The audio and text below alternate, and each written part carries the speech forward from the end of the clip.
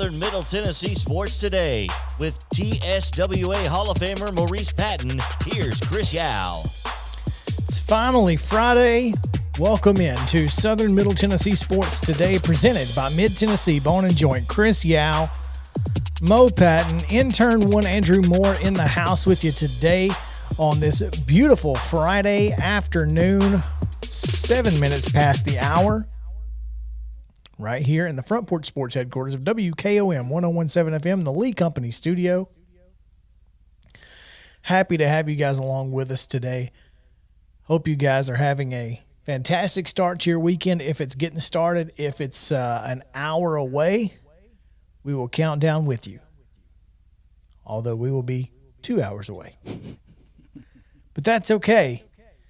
Man, we got a good show for you.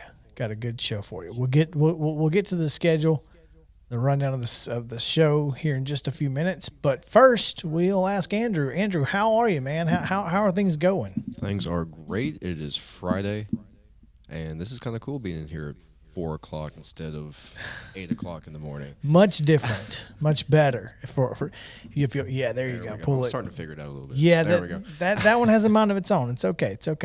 Yeah, so I would ask Mo how he's doing, but we've been together since like 11:30 today, so he's as tired as I am. We got a chance to go eat some delicious brisket down at Schaefer's today in Summertown. We went all the way to the Lewis County line, but did not cross it. we found a circle driveway where we ran. We decided maybe we turn around because we did not mean to go to Lewis County. That wasn't the plan. No, the plan was all. go to the golf course, but the directions we got to the golf course were not good. Not great. So we stopped at a closed diner where there were three old guys sitting out front on rocking chairs. Perfect, right? Yeah. These guys know where the golf course is. And sure enough, they did. So we got out there and dropped off some commemorative posters for the Summertown volleyball, Summertown golf, Summertown softball, and tennis. So, yeah. Summertown people are nice. I got lost down there once. Great trying folks. to go to a CA game doing the online broadcast and did not know where to go. In the middle of I think it was their first year, just in the middle of a field. It's a cornfield. I couldn't find it. Yeah. So I just pulled into somebody's driveway, and the nicest lady helped me get there. So shout So, out to Summertown. funny story, that is actually land donated by the Schaefer family for the football field.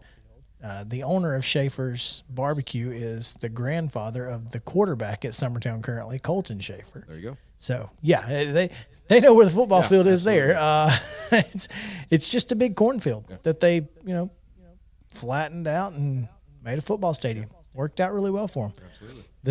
Apparently, Lawrence County told them that they weren't going to give them any money for one, so they just built one themselves. Found a way around it, yeah. They did.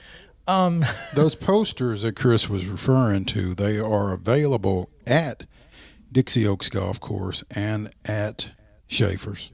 So, free of charge.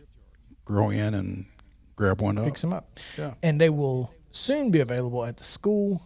And When we can get there, when there's someone at the school. it's summertime, so getting to the school. We had been driving around for a while at that point, so is what it is. But yeah, so go pick up a poster or two. Like I said, completely free of charge. They are at Schaefer's and at Dixie Oaks Golf Club. Well, let's just tell them. Let's tell them what we got going on, because we've got a lot going on today. Jeff Him, after missing him last week, we get a chance to revisit with the play-by-play voice of the Nashville Sounds. He will join us in the next segment at 4:20. We will also talk about a little NFL, because we have our NFL guy here. We have an NHL guy and an NFL guy.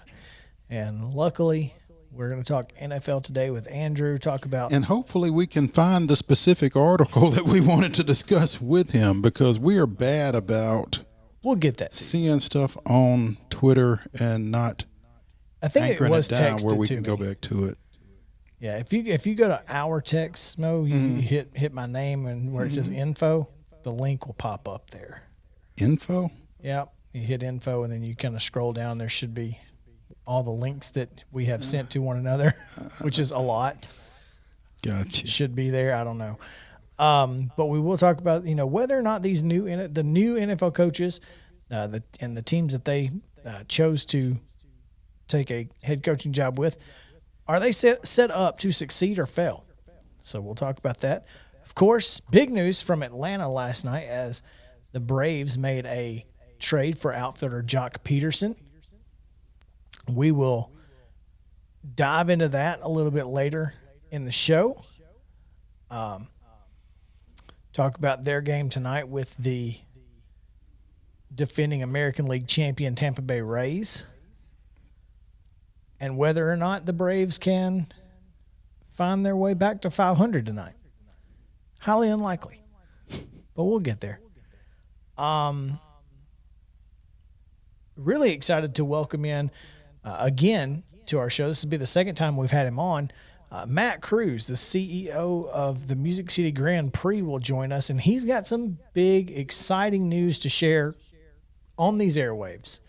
So make sure to stick around. That'll be at 5:25 today. Matt Cruz of the Music City Grand Prix. He's going to join us, and then we'll talk a little more racing. It's going to be all racing in that racing all the time. Yeah. Yeah, we'll talk a little more racing as Joe Williams of the Williamson Herald / Nashville Fairgrounds fame will join us to talk a little bit about the SRX race tonight, the Camping World SRX race that will feature some pretty big names. Michael Waltrip being one of those. Bobby Labonte, old school 90s names coming out. Bill Elliott, of course, is running against Chase Elliott tonight. Also, I think Haley Deegan is in the race. I believe she is. That's exciting. So we'll talk about that. And the Nashville Fairgrounds will be announcing their Hall of Fame inductees later this evening. So Joe will tell us where you can find that information as well. So, like I said, big show. Got a ton going on today. Man, look at Twitter. What's up, Twitter? 6 viewers on Twitter today. That's a record, I think. I'm still trying to figure out why I'm so dark. Doesn't make any sense. I've got a light on my face, and yet, I don't know. Doesn't matter. If you're looking at the West 7th cam, that's pretty cool. It's a beautiful day outside. Mo? So I found it. Did you find it? I did, and it was on neither of the places I told y'all it was. So, yeah, but we got it. I'm glad we were able to get. That's all I'm saying. Yeah. It's been a good day. It's been a great week. Our first week in afternoons. This is going to be.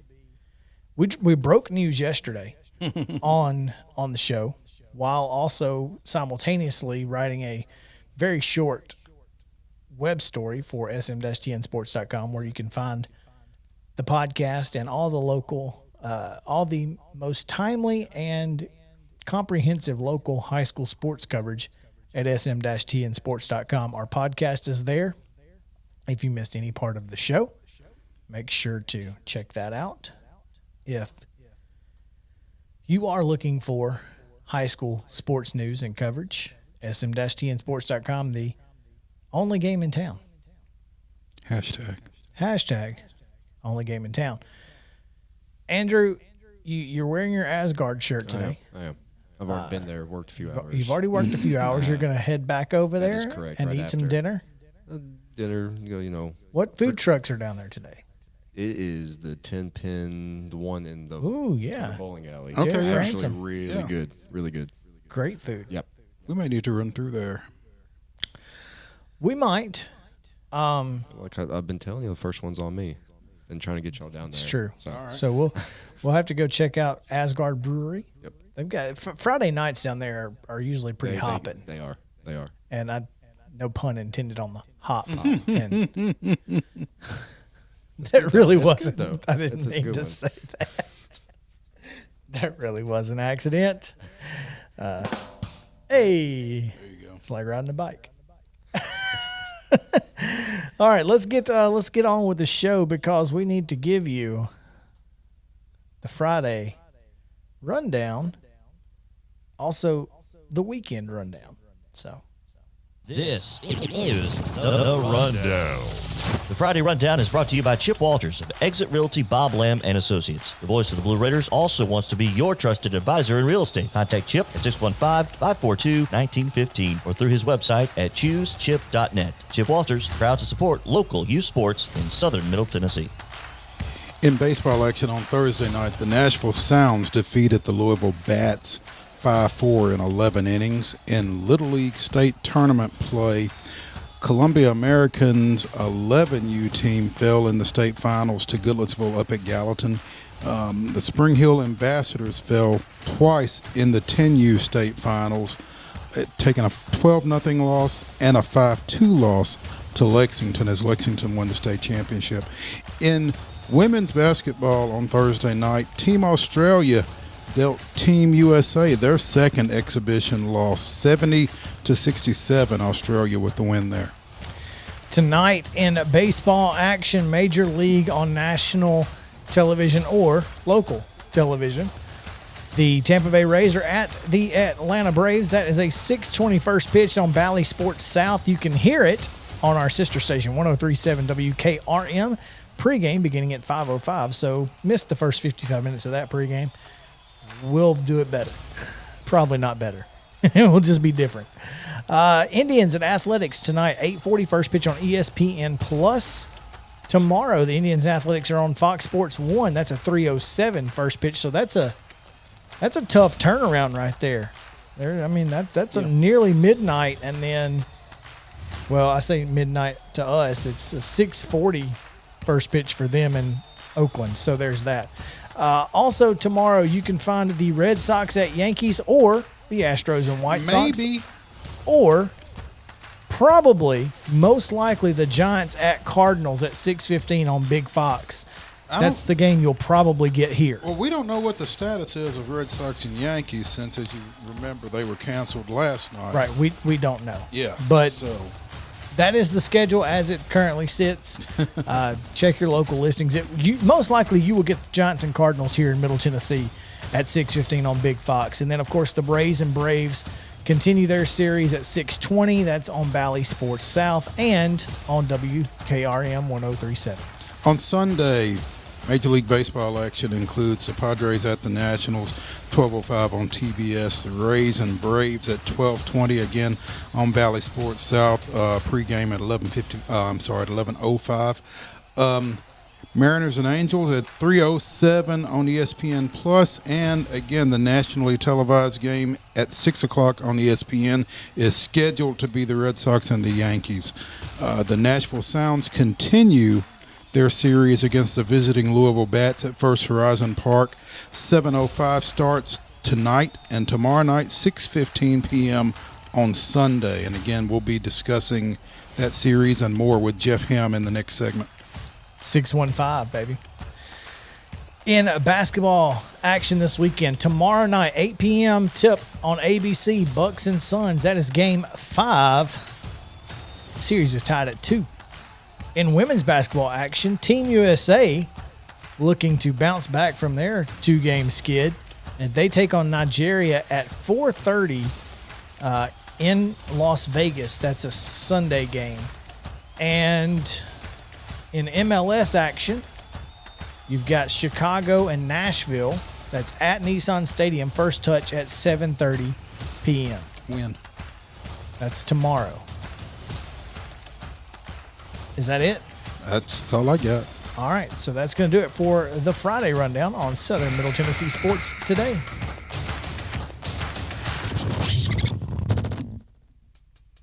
I didn't know if the post-19 stuff had... It's gone away. That's unfortunate. It is. All right, so when we come back, we've got Nashville Sounds play-by-play voice Jeff Him talking about their series with the Louisville Bats coming up on Southern Middle Tennessee Sports Today, presented by Mid-Tennessee Bone & Joint. Right back to the Lee Company studio right after this.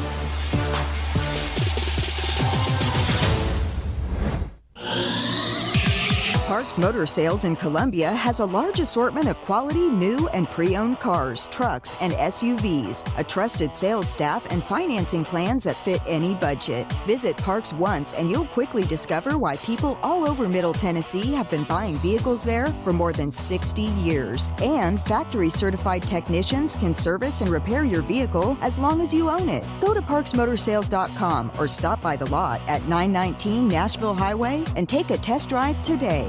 Are you thinking about a new fence? Maybe you need a pole barn. Then you should give Sands Fence Company a call. That's 931-309-1644. Will Sands has built his business based on the principles of honesty, quality, and integrity. Sands Fence Company has been in business for over 20 years, providing the community with farm, residential, and commercial fencing, as well as pole barns and buildings. Call today for a free estimate. Sands Fence Company, 931-309-1644. 931-309-1644. Hi, I'm Steve, the garbage man. Have you been hauling your own garbage to the convenience center? Are you tired of doing it?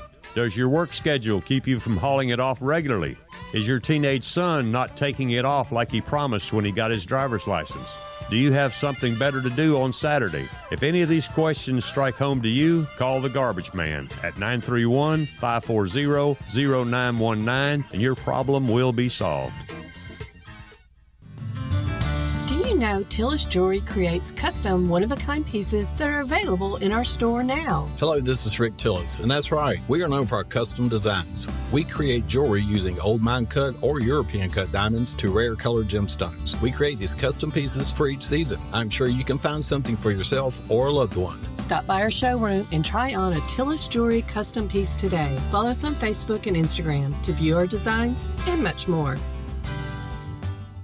American Standard Heating and Air Conditioning is built to a higher standard, so you can focus on the problems in your life that actually matter, like the drywall that somehow isn't. American Standard Heating and Air Conditioning, built to a higher standard. Call Davis Heating and Cooling at 931-388-2090. Davis Heating and Cooling is your local American Standard dealer and proudly serves the Murray County area. Find Davis Heating and Cooling online and on Facebook or call today, 388-2090. For 40 years, Beck Dental Care has been the personalized and comfortable option for the health of your smile. The caring staff maintains a high level of safety protocols and attention to detail. Advanced technology provides your choice of sedation and the best of dental implant solutions to restore complete oral health. Open until 7 p.m. 2 nights a week. 931-388-8452. Beck Dental Care in Columbia, 1603 Rosewood Drive.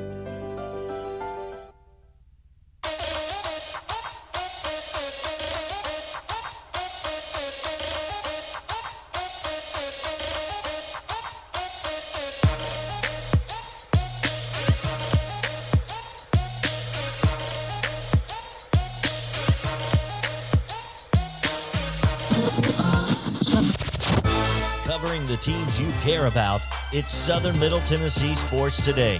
Once again, with Mo, here's Chris. Welcome back into Southern Middle Tennessee Sports Today, presented by Mid-Tennessee Bone and Joint. Chris Yow, Mo Patton, Andrew Moore, live from the Lee Company studio here and the Front Porch Sports headquarters of WKOM 1017 FM. My dad, Mr. Chuck, says, "How are things, fellas?" It sounds like things are good. Things are always good. Can't complain. Can't be mad. We're here. We're live and in charge. So there's that. 25 minutes past the hour here. And excited to bring in our next guest since we missed him. We missed him a lot, actually. We did. Because we don't know nearly enough about the Nashville Sounds, despite doing our best efforts to keep up. We do like to do that, but it's much easier when you have the expert. And we do have the expert on the line with us now. Nashville Sounds play-by-play voice, Jeff Him. Jeff, thanks for joining us. What's going on, man? Hey, guys. Yeah, let's put air quotes around expert, but I appreciate the flattery. Well, the fact of the matter is you're the closest thing there is. You've probably – well, there's no probably to it. You've seen these guys more than anybody else.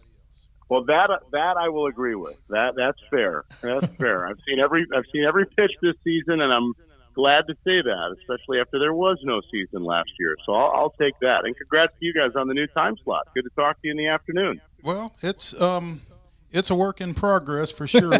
We're still trying to figure some things out, and you are part of that. But happy to have you for sure. Jeff, Chris and I have decided that last year's Atlanta Braves are this year's Nashville Sounds. If they can get it to the ninth inning, they're going to find a way to win it.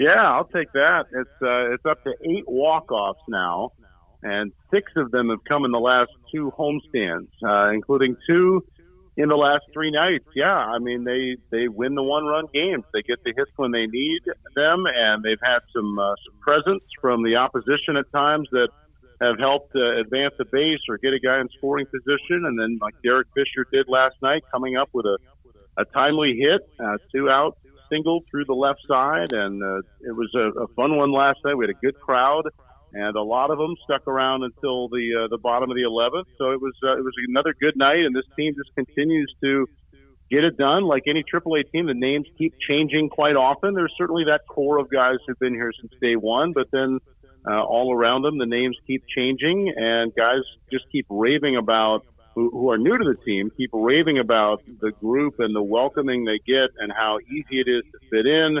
And, guys who come here know that they're joining a good ball club and a really good Brewers organization right now with a first-place team up there.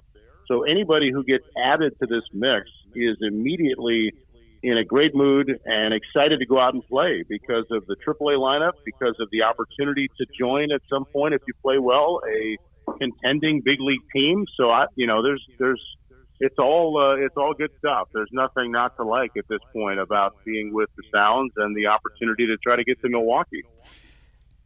It seems atypical what's going on with the Sounds team with the success that Milwaukee is having, in that usually when the big club is being successful, you don't see a whole lot of movement between there and the AAA level.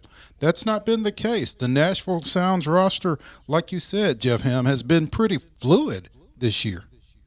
It has, yeah, and I agree. I agree with you in general. I think there are a couple of factors that play. I think across the game this year, it's not a surprise the volume of injuries. I mean, David Stearns, the president of baseball operations for the Brewers, was in town on our last homestand, and I caught up with him for a pregame show interview, and he said, we did our best. We are doing our best to minimize injuries, but he essentially said, I'm paraphrasing, but everybody around the game expected a higher volume of injuries this year, given the fact that so many guys around the game, even if they were in the big leagues, they had less games last year, or in some cases, guys around the minors had no games, and there's no way to fully predict how many you're going to have this year, or to what type of injury you're going to see, or what positions are going to get hurt the most. It was very difficult to predict, but I think just across the game in general, that high volume has led to more transactions. Plus, you have larger roster sizes, which at first blush you would think that would mean, okay, you're gonna hang on to guys a little bit more, which could be true. But if injuries are up, it leads to more. Well, we're going to designate this guy because we saw this guy's available on waivers, and then you get this trickle down shuffling. So I think just the volume of moves are up around the game, and then I think the other part of the equation. You mentioned the word atypical. I mean, the Brewers have had, as good as they are and as healthy a lead as they had at one point in that division about a week and a half ago. It's 4 games as they play in Cincinnati tonight.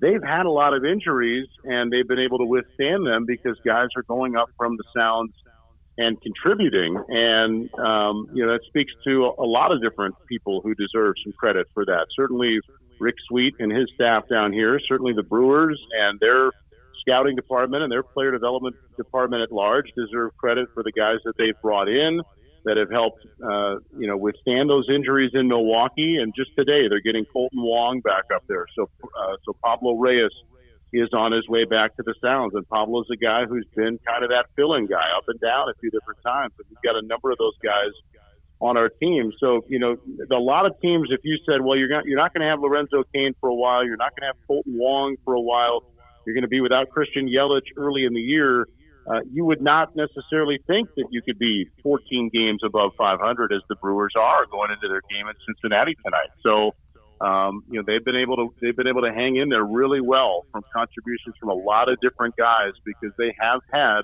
some big names out of their lineup for fairly large chunks of time. Plus, they also have a tremendous pitching staff and a trio of aces at the front of the rotation, which helps you withstand a lack of offensive firepower, which they've dealt with up there at times too. So a lot of factors have made it a really unique season up there and down here.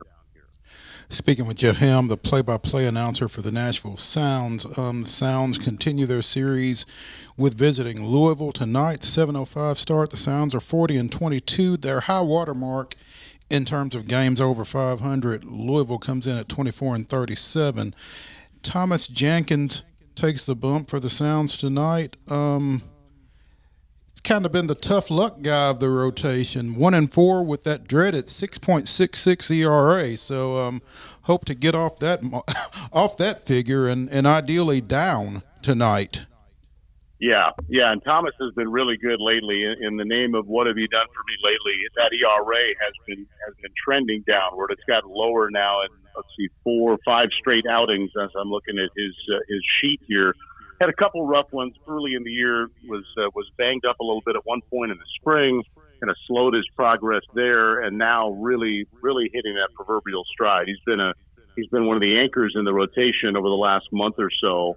And I was looking at some July numbers. Normally a really hitter-friendly month around the game, and the Sounds have the 4th best ERA in a 20-team league. They've got the 4th best ERA in the month of July. So the guys on the mound are getting it done. Alec Bettinger and Josh Lindblom coming off some good outings. And so the staff has done a really nice job, and the offense overall continues to homer and score and have a nice hefty OPS. So it continues to be a well-balanced team.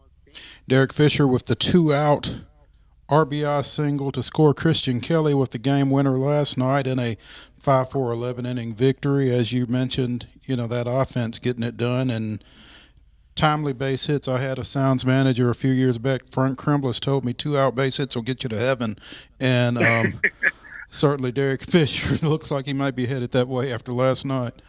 Yeah. I mean, that's, they win you games. There are so many cliches that are easy to drop around the game, but I do feel like a lot of them turn out to be true. I mean, you show me a team that gets 2-out hits, I'll probably be able to show you a really good offense and a team with a lot of wins. And that's been a big part of this, with these 1-run victories and all these walk-offs. You've got to have a lot of ingredients happen, and the pitching deserves credit, because there have been moments where they put up a 0 in a really big spot, or maybe it was a 1-run inning and they kept it from being a 2-run inning. I mean, we saw that a little bit last night. It was, Louisville scored 2 runs in the top of the 10th inning, but in these extra inning games where you, and the minors has had it for a while now, you start with a runner at second base, you immediately start at the bottom of the inning with the tying run at the plate. And so the Sounds scored 2 to retie the game, and then won it later on. And so it's just, you got to get those timely hits,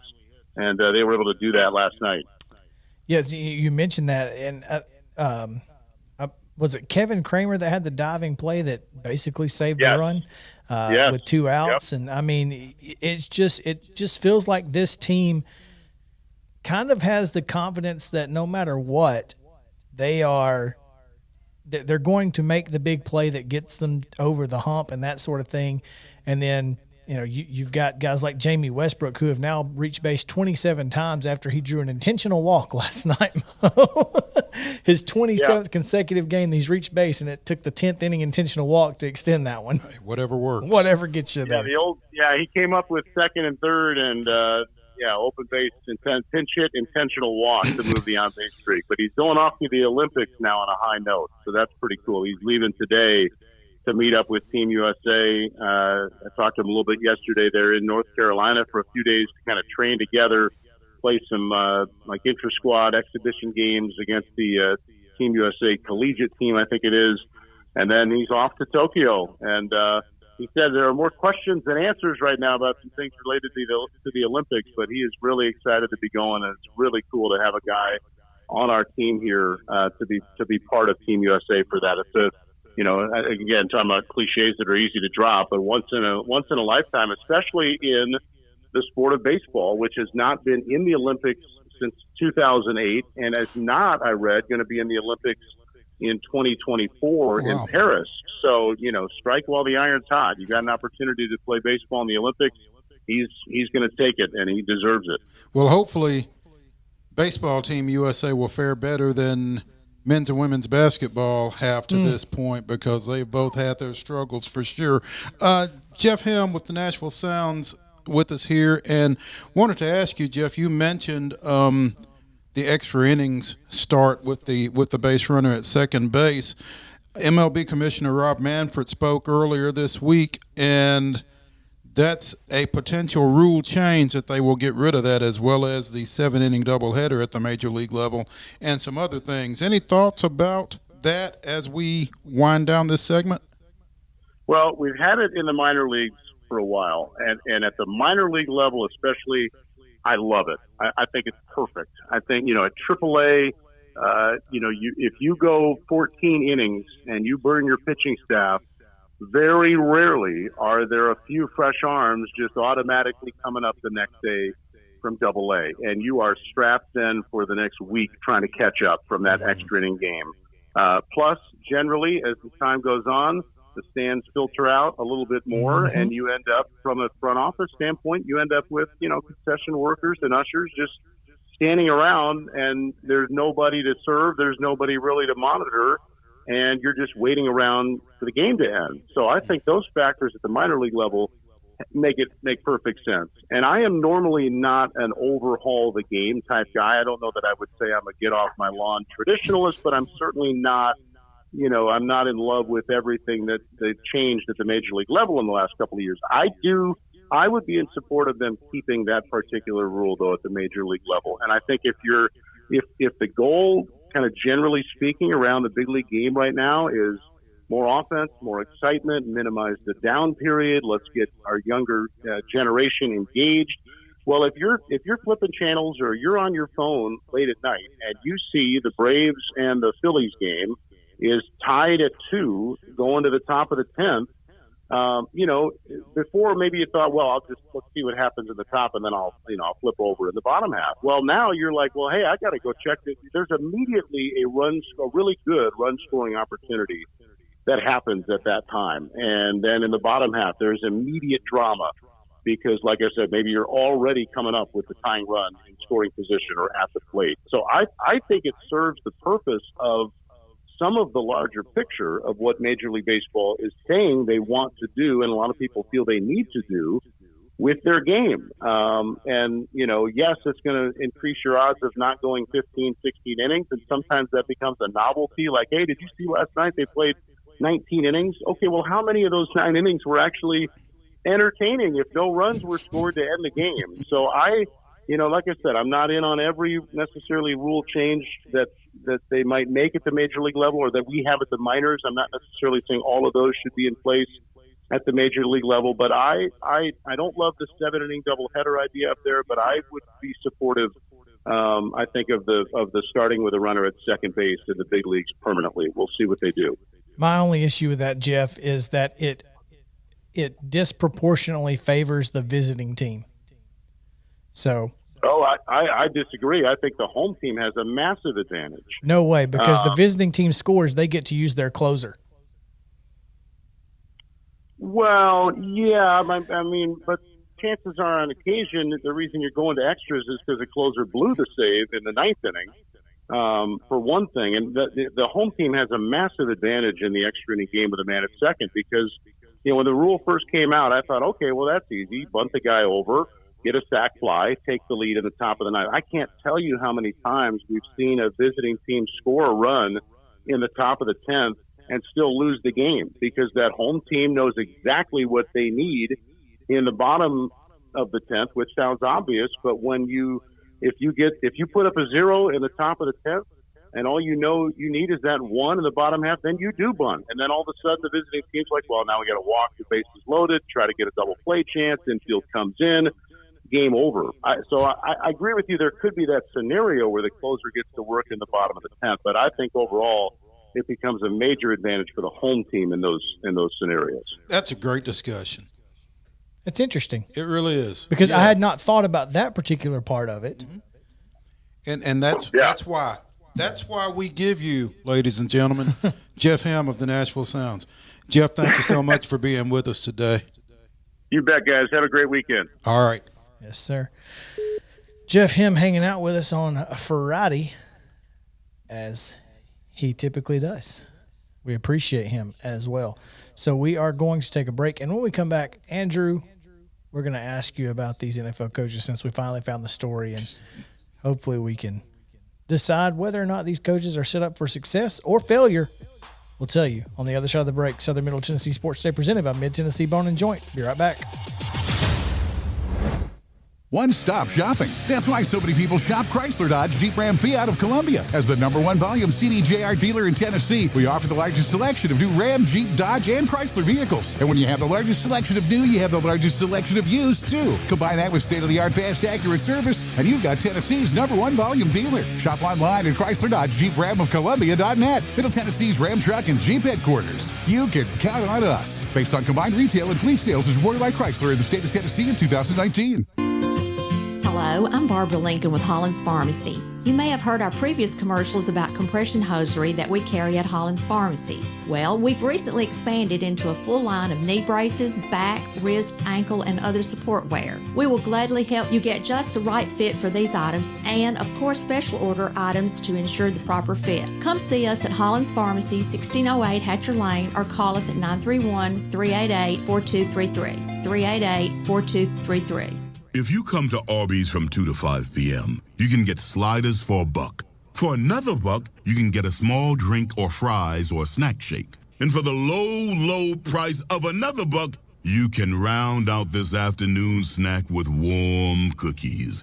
It's really a meal at this point, but call it a snack. That way, you can come back for dinner. Arby's, we have the meat. Dollar price valid for small fries and drinks, snack shakes, and classic sliders. Available at participating locations for a limited time.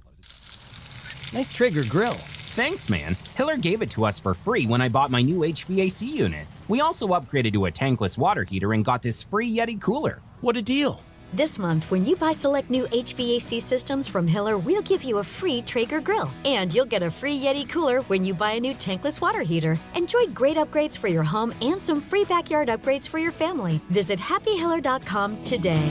Call the Happy Face Truck today.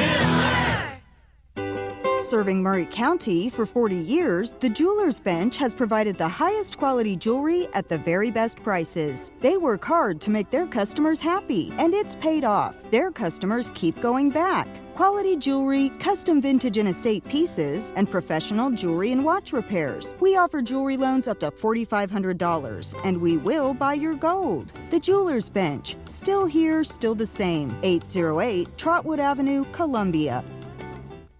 Terrence here at Shepherd Lumberyard, where we value you, the customer. We've been serving Columbia and surrounding areas since 1946. We're located in our new location at 103 Cemetery Avenue. Anything that has to do with building or remodeling, we're here to assist. When you shop local, you help shape the community. We are locally owned, family owned, and veteran owned. And by the way, God is in charge. You can reach us at 931-388-3612, and our website is shepherdlumberyard@yahoo.com.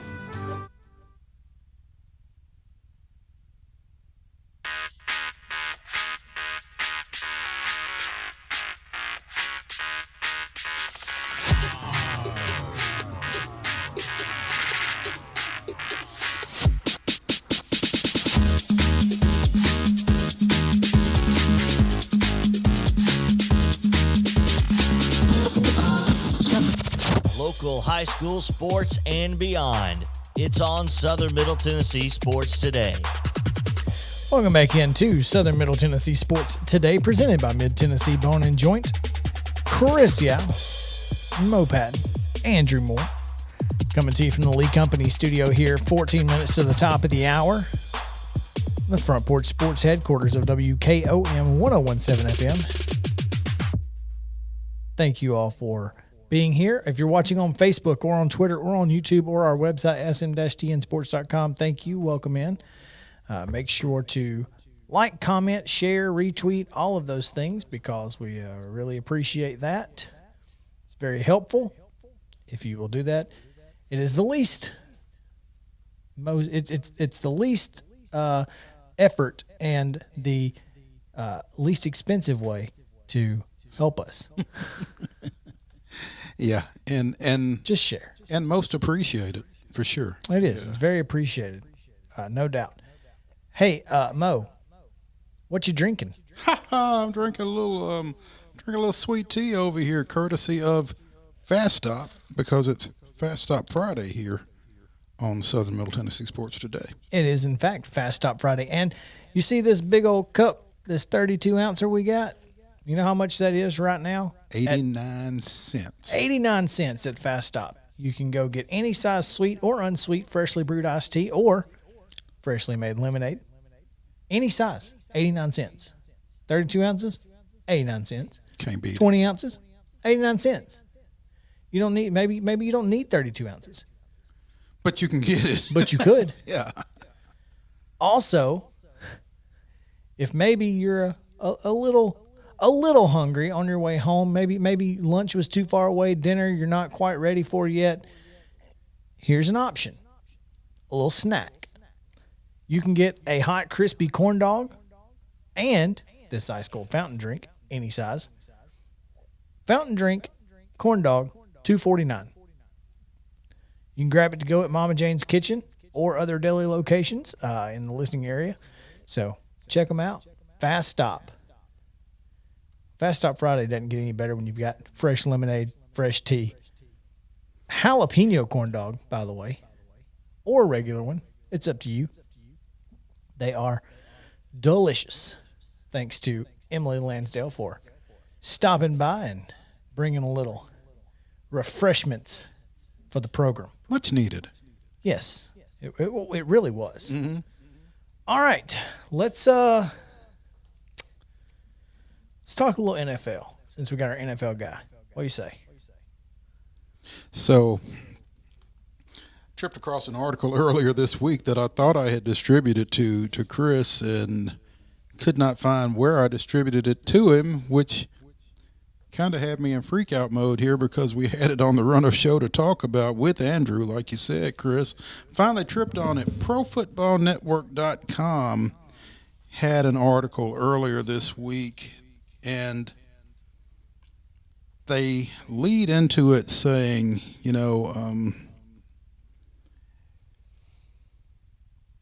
they don't necessarily want to rank the new 7 coaches in the NFL, so let's rank the situation into which they walked. So, 7 new head coaches, or 7 teams have new head coaches. The Chargers, the Jaguars, the Jets, the Eagles, the Lions, the Falcons, and the Texans. So, 7 teams have new head coaches. I think it's reasonable. I don't think anybody would argue that the worst coaching situation of those 7 is the Houston Texans. No, that's absolutely the worst. Just spot. Because, if for no other reason, there's so much going on at the quarterback position. One, he doesn't want to be there. 2, he's probably not going to be there, but not for the reasons that he didn't want to be there. So, and, David Culley, highly respected in the NFL, getting his first shot as a head coach, walks into, dumpster fire personified. Perfectly described. Yeah, no, it's a mess. Yeah. Just everything that's happening behind the scenes, and then just the situation that O'Brien put that team in, and now he has to take that over. I wish him well as a person, but as a Titans fan, good luck. Good luck. Not mad about it, huh? No, not at all. I was really intrigued, though, because as I saw this article, my question was, okay, Arthur Smith going to Atlanta, where does that coaching situation rank? Higher than what they think. Exactly. I was shocked that the Atlanta Falcons coaching situation is thought to be the second worst among those filled by first-year coaches. 6th on this list of 7. So they have the Chargers with Brandon Staley as the best situation that any of the first-year coaches is inheriting. I'll agree with that. Yeah, I mean, the Chargers are pretty good. They are. They are. Yeah, the Chargers are so good that they probably should not have fired their previous coach. They're one of those teams that it feels like the last 8, 9, 10 seasons they've been just right there. 2 or 3 plays goes right in that season, then they're probably in the playoffs each of those seasons. And of course, I'm not trying to be a homer. I'm not the biggest Chargers fan. The hate for the Chargers kind of started for me back in 07 with Sean Merriman and Phillip Rivers and them beating us twice. But if I look at it, or twice in that season, but if I look at it objectively, it's one of those teams that's is always built for success, but for some reason they can't put it all together.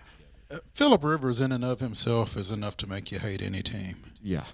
Was not the biggest Phillip Rivers fan in my life. But the second best situation for any first-year coach, according to Pro Football Network, is the Jacksonville Jaguars and Urban Meyer. How? I don't know. I mean, if I don't know how Houston and Jacksonville weren't together at the bottom of this list. Really, I guess when you add in Trevor Lawrence and what Urban Meyer walked into was not a good situation. No, and you know this article it says, and again it's at ProFootballNetwork.com. Trevor Lawrence and the Jaguars' ability to take him first overall in April is probably the only reason Meyer came out of retirement, and you know that makes perfectly good sense. Yeah, his family didn't need him right now. I mean, you've got the quarterback. Sorry, Andrew. But, I mean... you got a running back, Travis Etienne. Who they running back promptly worked at receiver, throughout the minicamp.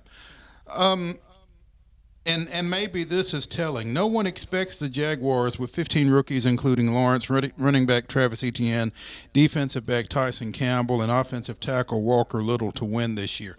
And maybe that's what makes it so favorable, that there are no expectations for them.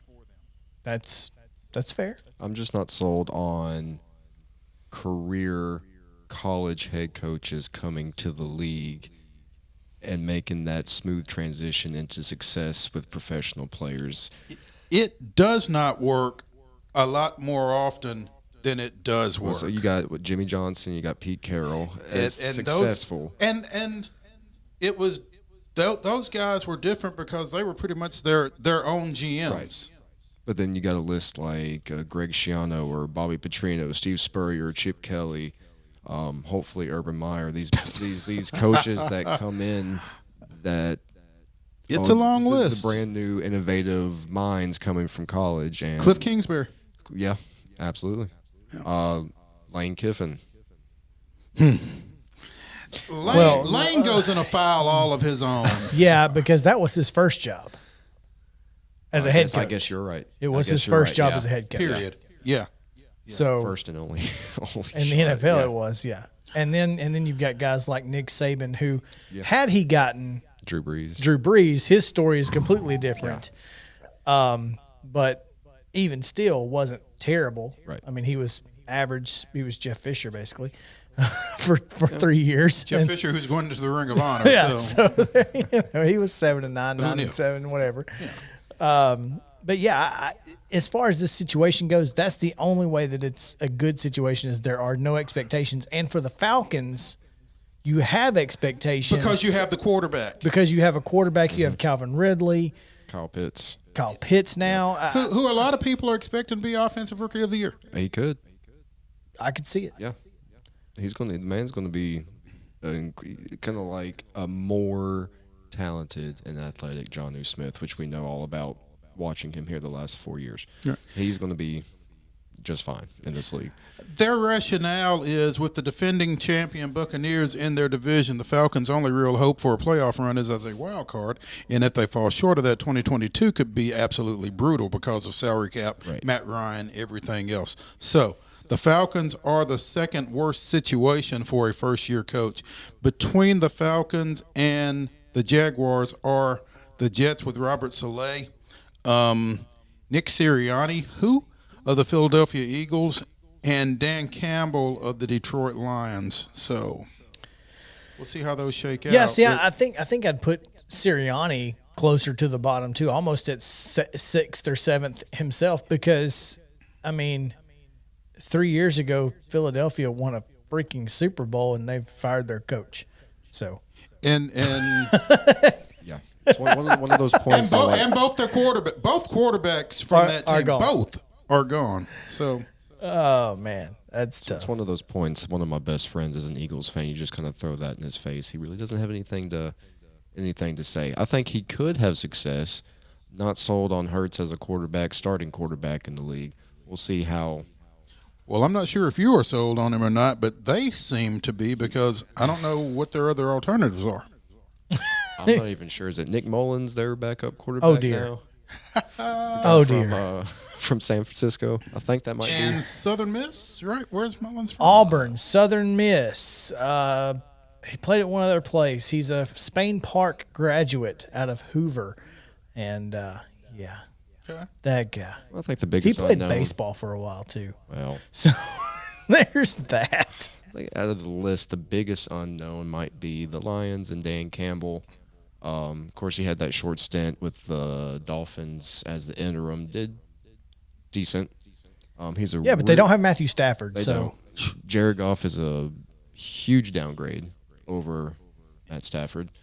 Now he's very good at motivational speeches. He's gonna he's young. He's gonna fire you up. Is he though? I mean, how far does that kind of thing go with grown men? Yes. Yeah. We'll see. We'll see. It's like the Lions are one Listen, of those teams. if the Detroit Lions couldn't win behind Matthew Stafford and the pure heart that guy he didn't have to do it with his mouth. He did it with his body on the field. Yep. And if you can't, if that doesn't motivate you, Jared Goff ain't going to. Well, until the Lions do right by Jim Caldwell, I that's hope not nothing happen, good for so. them. So there you go. Forget that. Anyway, there you have it. The best situation, Brandon Staley. The worst, predictably, David Culley. We're going to take a quick break. When we come back, we've got Braves talk. So, yeah, the Atlanta Braves back on action tonight. So stick around on Southern Middle Tennessee Sports Today, presented by Mid-Tennessee Bone and Joint. We'll be right back to the Lee Company studio right after this.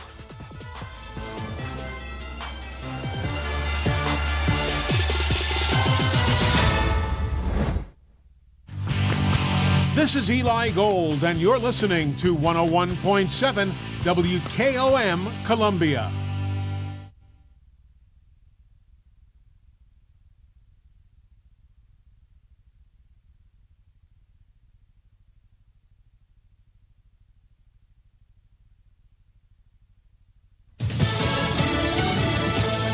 The White House says it's about saving lives. On Lisa Brady, Fox News. They are defending an effort to flag COVID misinformation online as critics raise constitutional questions. Fox's Jared Halpern is live in Washington.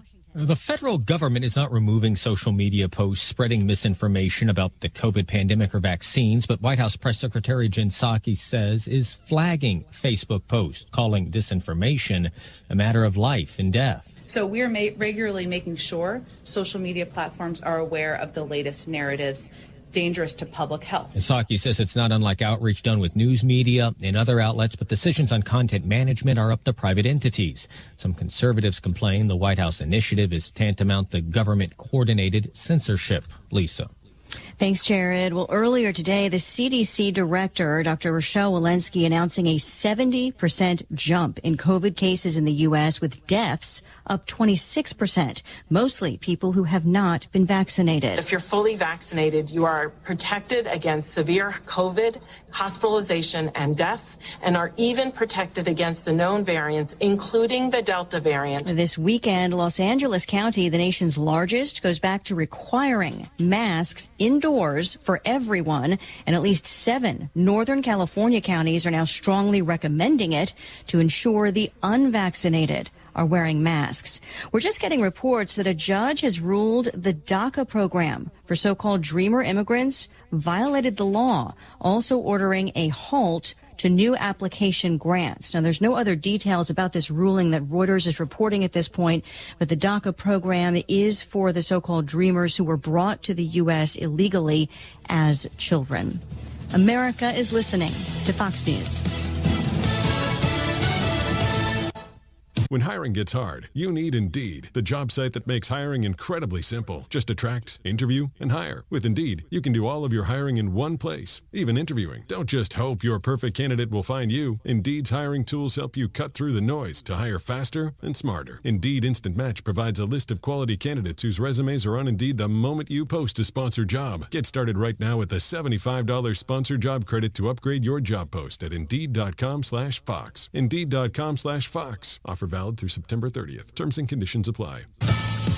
More evacuations in Oregon as the western U.S. battles dozens of wildfires. The biggest is the Bootleg Fire in southeastern Oregon. It's already torched over 370 square miles and over 20 homes this week and could merge with another fire that's also been exploding in dry, windy conditions. Rescue crews are still searching for more survivors or bodies after flash flooding that's killed over 120 people in Germany and Belgium.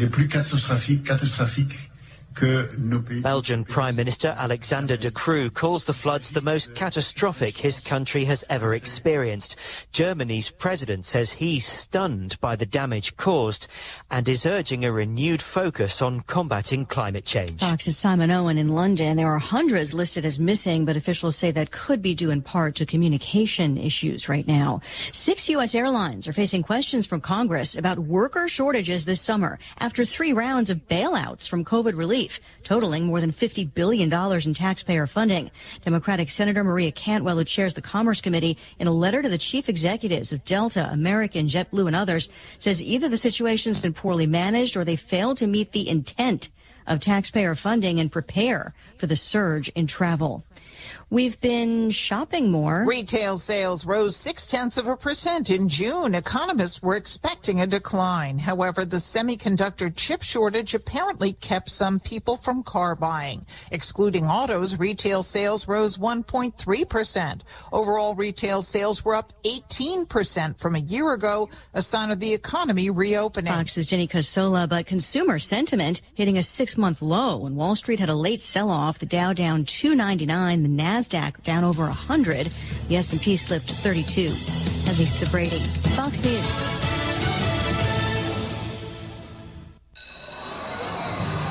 School's out for summer! But if your business is running QuickBooks, you'll never get a break. Their manual processes, integration difficulties, and glitchy delays will leave you scrambling for the numbers you need. Failing to graduate to NetSuite will leave you stuck in summer school while your friends party. NetSuite by Oracle is the #1 cloud financial system. No matter how big your business grows, with visibility and control of your financials, inventory, HR, e-commerce, and more, NetSuite is everything you need to grow, all in one place. Automate your processes with NetSuite and close your books in no time. 93% of surveyed businesses increase their visibility and control since graduating to NetSuite. Special financing is back. NetSuite is offering a one-of-a-kind financing program to those ready to graduate. Head to netsuite.com/Fox right now. netsuite.com/Fox. netsuite.com/Fox.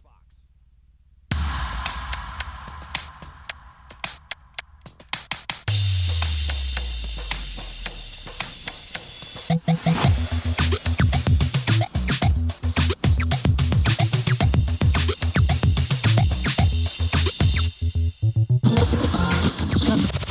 Southern Middle Tennessee Sports Today with TSWA Hall of Famer Maurice Patton. Here's Chris Yow.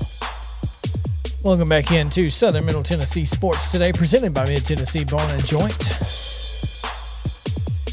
6 minutes past the hour here, and happy to be with you on this Friday afternoon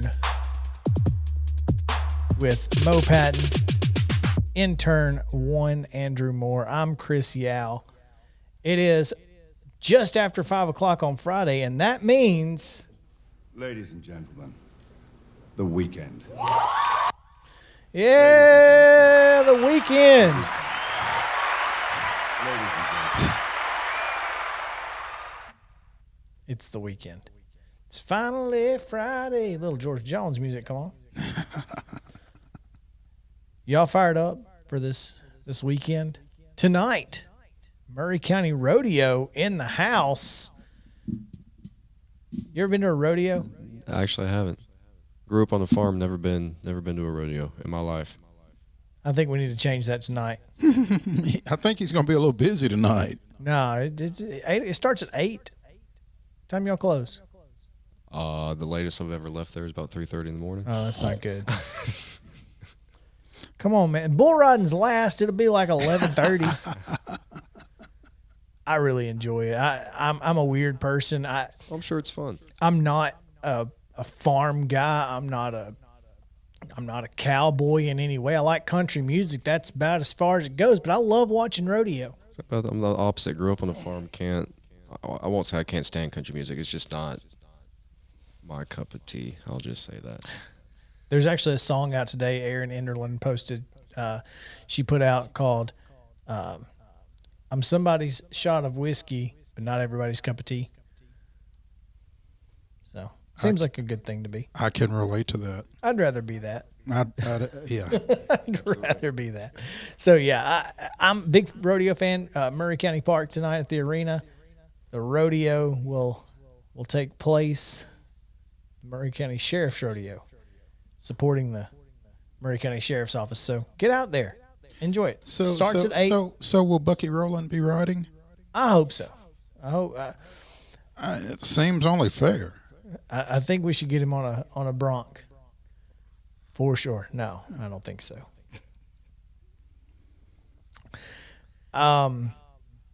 Real quick, some breaking news. Yeah, scrolling through Twitter as we are wont to do, came across a little note a few minutes ago. Cam Neubauer, who went 79 and 50 in 4 years at Belmont before going down to Florida and going 46 and 71 over 4 seasons, resigned earlier today for personal reasons. It's a little odd timing, obviously. It's also odd from the fact that he just signed a 3-year contract extension about a month and a half ago.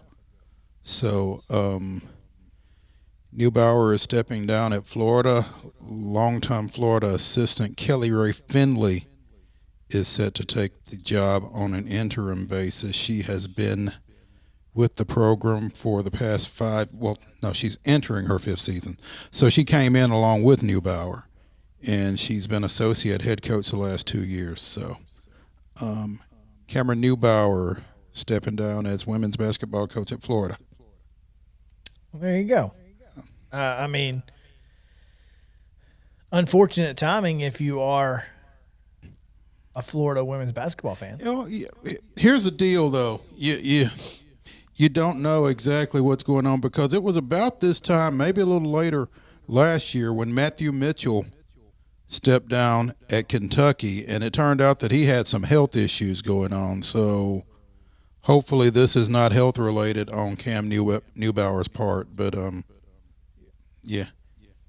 Still doesn't make the timing any less unfortunate. I mean, it's unfortunate timing for sure, and I wasn't saying that in reference to your response. I'm just saying, sometimes don't be upset about it because there could be a very legitimate reason. Yeah, and probably is a very legitimate reason. You don't leave Power 5 coaching otherwise. In mid-July. Yeah, you don't do that otherwise. So Well, stay tuned, obviously. Atlanta Braves tonight. The pregame show is supposed to be on our sister station. I'm not sure if it is. I can't hear this radio from outside right now, but it's supposed to be on WKRM if you are so inclined to leave us and head over there. 44 and 45, the Braves sit at a game under 500. It feels like, as they have been all season, they've not been over 500. They've been at it a couple times.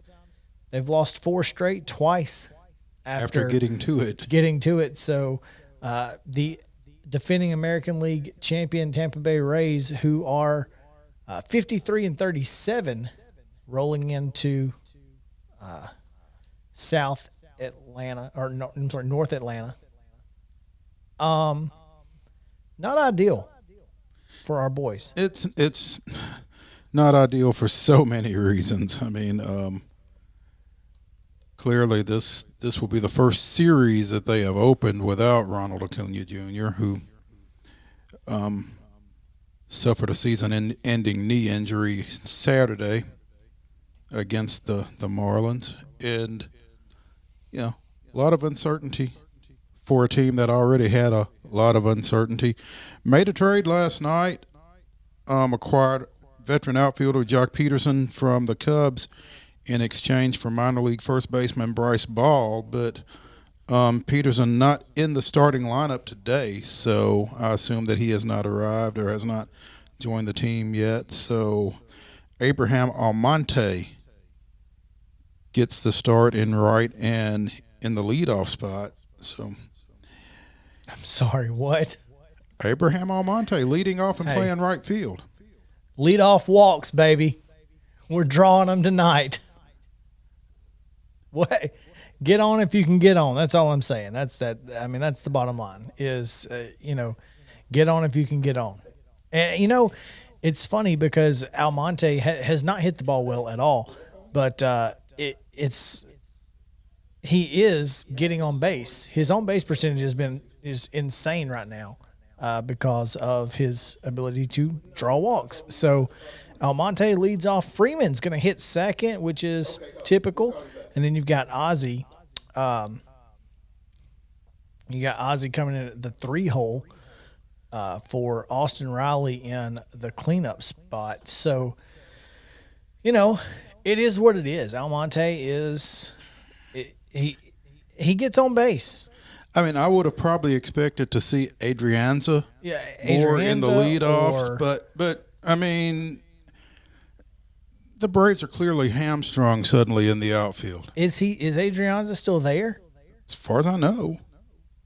I mean, who did they send down to make room? That's the question we don't know. And a fine question it is. Surely they wouldn't have sent him down, though. I mean, they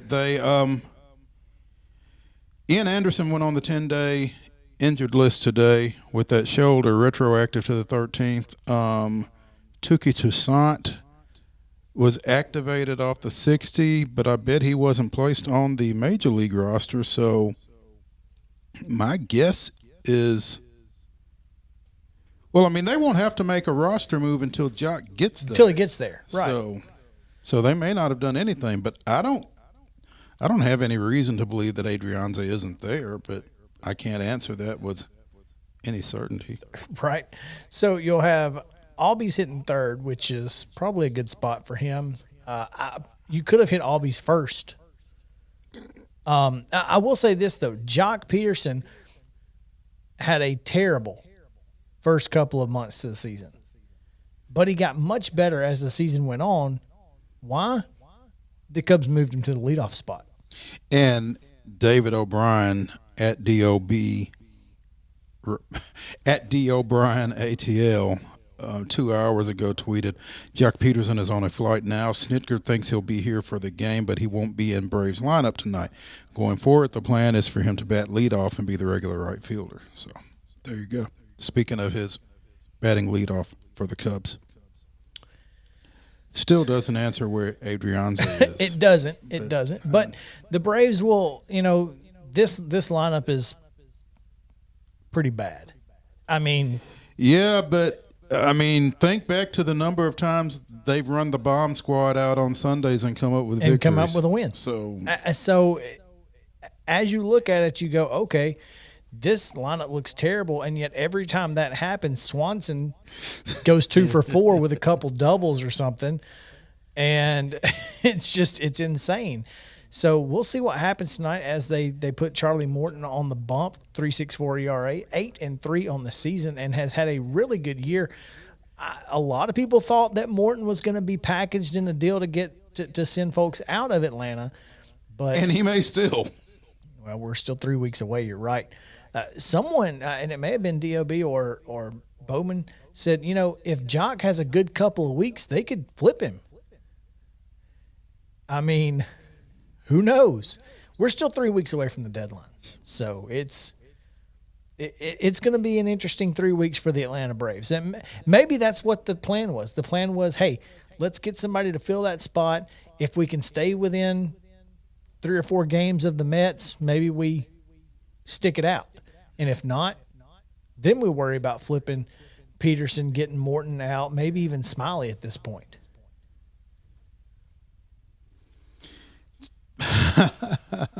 That's pretty Machiavellian. I had not thought about the possibility of flipping Peterson when you just traded for him, but I mean, stranger things have happened, I'm sure.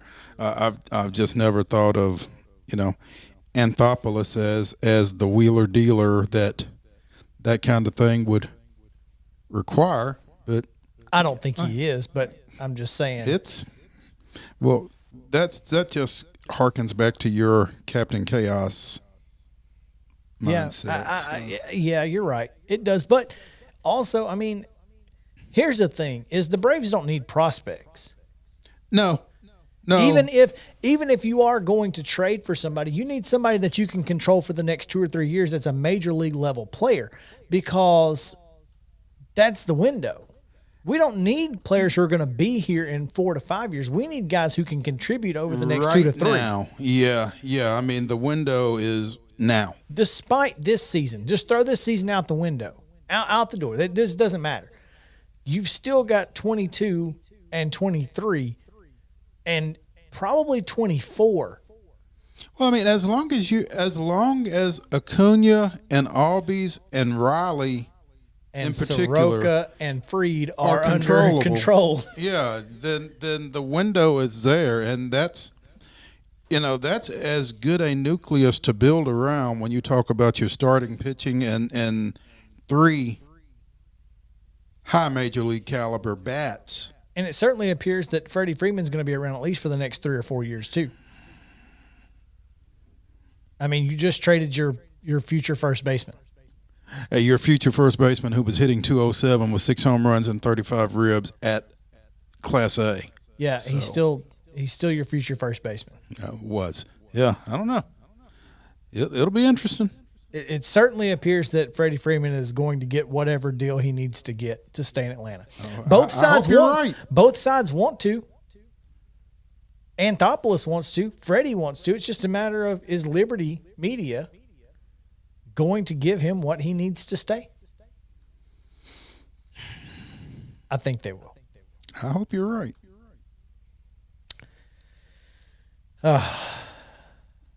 Again, Braves tonight, 6:20 on about an hour from now. Bally Sports South. Be about an hour from now. Why don't you tell us what happened this day in Braves history? July 16th, 2006, Chipper Jones tied a major league record with his 2-out, 2-run homer in the 4th inning at San Diego. The home run extended his string of consecutive games with an extra base hit to 14 straight, tying the record set in 1927. If you've heard this name earlier this week, raise your hand. By Pittsburgh outfielder Paul Wainer. Jones's home run was his 14th, and Brian McCann also hit his 8th home run as the Braves won 10-5 in San Diego. Geez, the Braves didn't hit a lot of home runs back then. 14 and 8 after the break? Yeah. From your 2 biggest power guys at that time?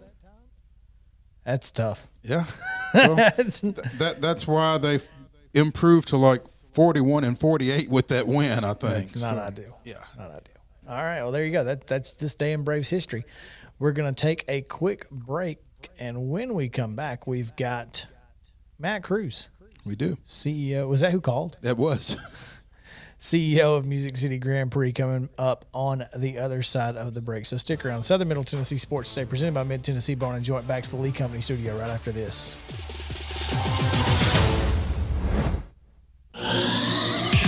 Parks Motor Sales in Columbia has a large assortment of quality new and pre-owned cars, trucks, and SUVs, a trusted sales staff, and financing plans that fit any budget. Visit Parks once and you'll quickly discover why people all over Middle Tennessee have been buying vehicles there for more than 60 years. And factory-certified technicians can service and repair your vehicle as long as you own it. Go to parksmotorsales.com or stop by the lot at 919 Nashville Highway and take a test drive today. Are you thinking about a new fence? Maybe you need a pole barn. Then you should give Sands Fence Company a call. That's 931-309-1644. Will Sands has built his business based on the principles of honesty, quality, and integrity. Sands Fence Company has been in business for over 20 years, providing the community with farm, residential, and commercial fencing, as well as pole barns and buildings. Call today for a free estimate. Sands Fence Company, 931-309-1644. 931-309-1644.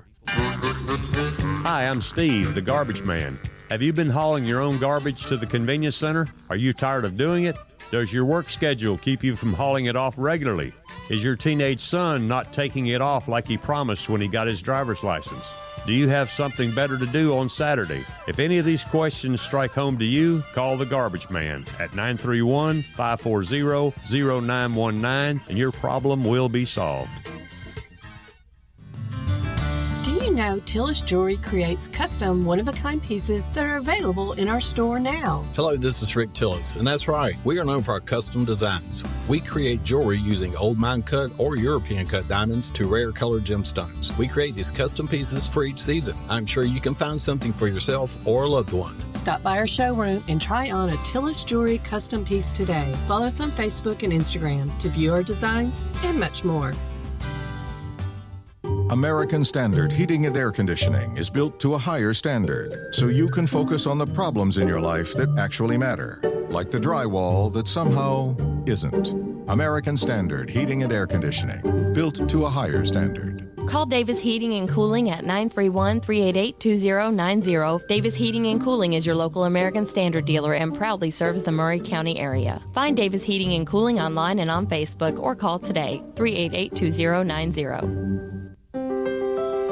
For 40 years, Beck Dental Care has been the personalized and comfortable option for the health of your smile. The caring staff maintains a high level of safety protocols and attention to detail. Advanced technology provides your choice of sedation and the best of dental implant solutions to restore complete oral health. Open until 7 p.m. 2 nights a week. 931-388-8452. Beck Dental Care in Columbia, 1603 Rosewood Drive.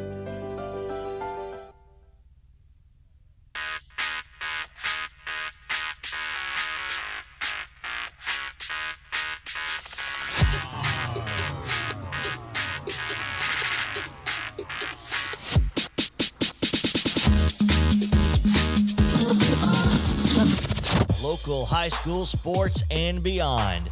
It's on Southern Middle Tennessee Sports Today. Welcome back into Southern Middle Tennessee Sports Today, presented by Mid-Tennessee Bone and Joint. Chris Yow, Mo Patton, the Hall of Famer, and Andrew Moore, the intern, coming to you live from the Lee Company studio right here in the Front Porch Sports headquarters of WKOM 1017 FM. Happy to have you guys along with us here on this Friday evening now. After 5, it's evening, right, Mo? Works for me. I guess it's still, I'm not sure how that works, but, we'll have to Google that. That sounds good Intern, to me. Google that. Yeah, when is evening? What time does evening start? Yeah. What time does afternoon end and evening start? Ask Siri, when is evening? Yeah.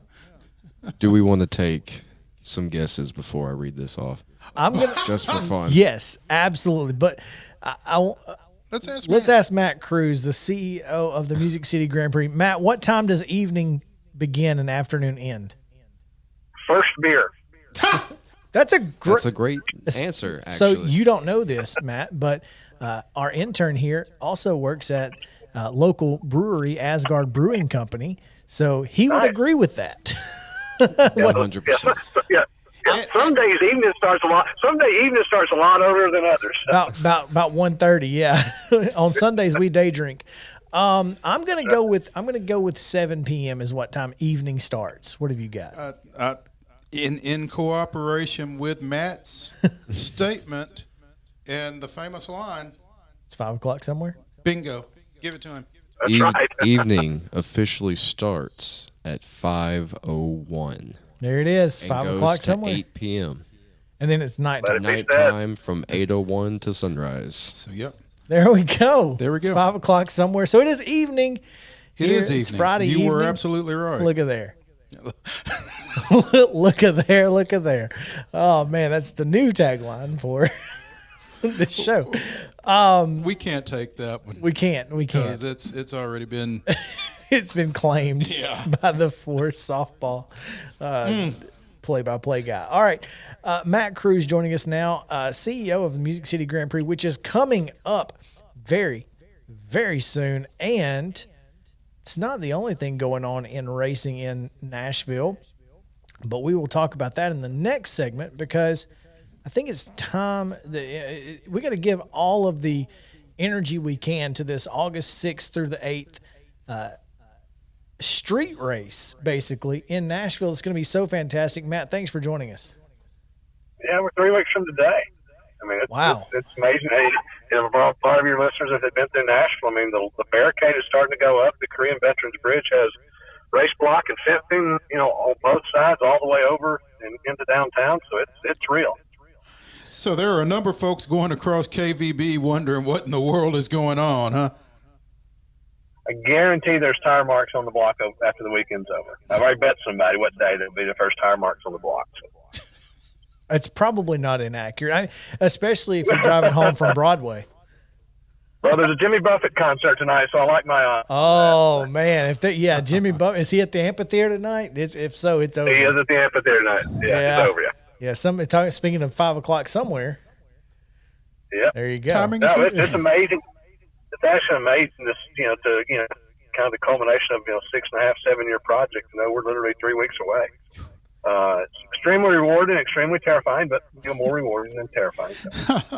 That's what I was going to ask you, Matt. I mean, as it gets closer, do you get more nervous or do you get less nervous? That's a funny question. I think I get less because I see all the things they'll worry about. How our team has done such an amazing job of the little things, and I feel unneeded at times because again they just they're very buttoned up and just again the attention to detail and how these little things that look simple that really aren't come together. So it's been amazing. It's been amazing the support in the community.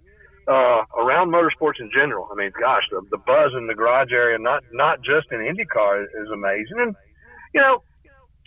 we can beat ourselves, and we can beat our chest as promoters. But at the end of the day, Nashville's the star of this show, and we know that, and we understand that we're just an extension of what has become the greatest event city in America. And it's our job not to mess that up, and we don't take that lightly. And we've always said kind of tongue in cheek that I hope half the people leave and never see a car because we've done our job of creating this incredible environment of music and bars and experiences and some cars in the background. And we continue to, it's really come together. I mean, kind of what was a long-term vision years ago. If I look at it now, years later, I think we're 99% of what it was then, if not better. So that's the exciting part. Matt Cruz, the CEO of the Music City Grand Prix, visiting with us here on Southern Middle Tennessee Sports today. Matt Cruz, the big machine Music City Grand Prix. That's right, Big Machine that is now the title sponsor. Okay. Yeah, I mean, you don't take that lightly either. Having this day and time having a multi-year title sponsor that fits the brand too, man. We're a racing and music festival, and to have cutting edge music label at the top of the chain. And race car driver himself, Scott Borchetta. passionate. I mean, and Scott, I mean, literally, he finished fourth. He finished fourth last week or 2 weeks ago at Road America in one of the most competitive Trans Am races ever. Right ahead of Austin Dillon. And Scott is, man, he works it. I mean, he's passionate about what he does, but he works so hard on his racing. And I don't know this, but I would bet $1 at this. So Scott's actually going to be racing the TA race. I would assume he's probably made a lap or two around the 2.17 mile course here in Nashville. Oh, yeah, I'm sure he has certainly found his way around. There's no doubt. Matt Cruz, Lawrenceburg native, former place kicker at Middle Tennessee State. And I would imagine, Matt, one of the things or one of the factors in this event that you're more proud of is the involvement of the MTSU concrete industry management program in y'all's preparation. Well, it's so funny when you start to see the 4 miles of block that's starting to show up in downtown Nashville. They were at the forefront of the design, the compound, the blends, and in the actual process, which is cutting edge, and it'll be the norm going forward for motorsports. I'll even take that a step further.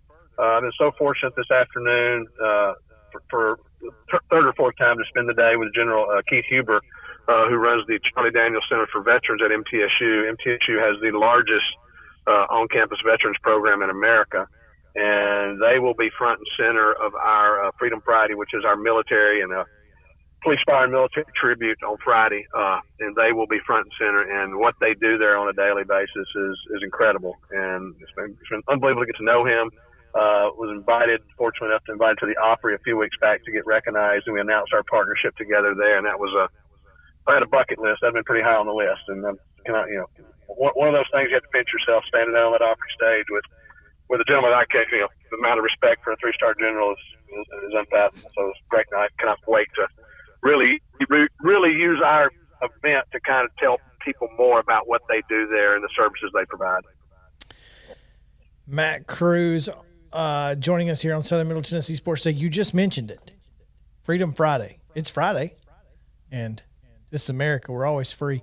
But some really exciting news. Are you going to be able to drop off some tickets here at the station? Yeah, so we'll drop off. So we're inviting any active and retired members of the military, police, fire, first responders, frontline heroes. We're going to drop off some tickets here for Freedom Friday, and each ticket will be a voucher that you can claim for 4 actually. So that day is really important for us to honor those heroes that allow us to make a living, putting on bases in the middle of a downtown city. And our music that night will reflect that. We're going to close out the night with kind of an all-star tribute concert, with Brooks and Dunn kind of closing out the night. And, if that's not red, white, and blue, I don't know what is. Hey, only in America. Only in America. Come on, that's good. Yeah. Give it to me one time. Matt, when we reached out to you to set up this visit, you were telling me that there was one potential scheduling conflict that you had going on this afternoon. Do you have some news to report regarding a certain young golfer in your family? No, they finished up this morning. She appreciates basketball. My daughter is just finished up her freshman year at Innsworth, and she and her teammate Savannah Cherry have been competing in the state 4-ball, which I guess is called the Scotty, and they had a great day yesterday. I was a little, probably I thought Jess probably a little excited. She had just her and her partner had just knocked off the 1 seeds she had a walk-off hole-in-one on 17 to close out the 1 seed and one of the defending champions of the event. So it was I think they had a little hangover from yesterday by the time they teed off this morning. So rightfully so. Well, they knocked off the number 1 seed. I mean, that's a good thing. Where was that held? In style. They were over in Oak Ridge, and that's the one thing I've really missed this summer is missing a lot of that. So I've missed, a couple of big tournaments lately, but that's, I'm always there in spirit. So I hear you. It's all good. We are really excited about the idea of, because right now racing in Nashville is just, it couldn't be more it. I mean, you're talking about you just get off the NASCAR event. You've got the SRX event coming up tonight. In 3 weeks, we've got your event. Have you had – how has have things gone more recently with, all of the different styles of racing? What's been the feedback that you guys are getting? Well, I guess it kind of goes back to what I said originally. It's just Nashville. I mean, Nashville is the star, and I think the more racing, the better. I think the more content, the better. I mean, it's Nashville's able to do hundreds of concerts in their multiple venues in downtown throughout the year, and I don't think any of them take away from the other. And I would say the same for racing. It's just the more people. I'll use an example. If SRX drags someone to Nashville that's never been, well, they're going to fall in love with the city. And, my event or our event may be one that draws them back, but it's the city. I mean, as you said, 4th of July, just any event, Nashville just does it better. And obviously, racing's in the DNA of old Nashville, but there's a lot of people who are going to be exposed to something this year. Probably more so with our race just because of the proximity of downtown than they've ever seen before. And that may spur their interest to go see a NASCAR race next year or go see an SRX race, or vice versa. I mean, we have Helio Castroneves in town today doing media for us, but he's racing tomorrow. And, there may be a NASCAR fan that sees Helio for the first time tomorrow and says, man, I'd like to go see that guy again. So I think it all complements each other. And I think they did a phenomenal job, out at the National Super Speedway, and great crowd. And I think that just, again, I think that we're all in this together. This is not a zero-sum game. This is not, there's no competition level, because I think we're all trying to make this, the city that is, just to continue to enhance the city that this is. Well, I certainly am looking forward to, I'm telling you right now, and I am a racing fan. I've not been to a lot of IndyCar type events, although Barber Motor Speedway in Alabama holds one of the best races, and I really enjoy watching it. But this is completely new. It's completely different. It's something that has been done before, but never done the way Nashville's going to do it. And I think you're exactly right when you combine the Nashville as a whole and the event that you guys are holding. I think this is going to be fantastic, and I certainly cannot wait to be there. Yeah, we invite everyone to come out. We've got some limited availability of tickets, but again, as long as you're on property, you have access to 3 music stages with a massive lineup that ranges everywhere from Alan Jackson to John Party to Brooks and Dunn to Justin Moore and Riley Green and all of that. You can get all that with a general admission ticket. So, we still have tickets available at musiccitygp.com. And I would strongly encourage you to check that out. And, from a value proposition to be able to get a 3-day ticket that gets me, multiple races from the GT America series, the Trans Am series. We just added Robbie Gordon's truck series this week, and I would encourage anyone to go to YouTube. If you want to see something crazy, go watch Robbie Gordon's Stadium Truck Series, and see the kind of show they'll be putting on.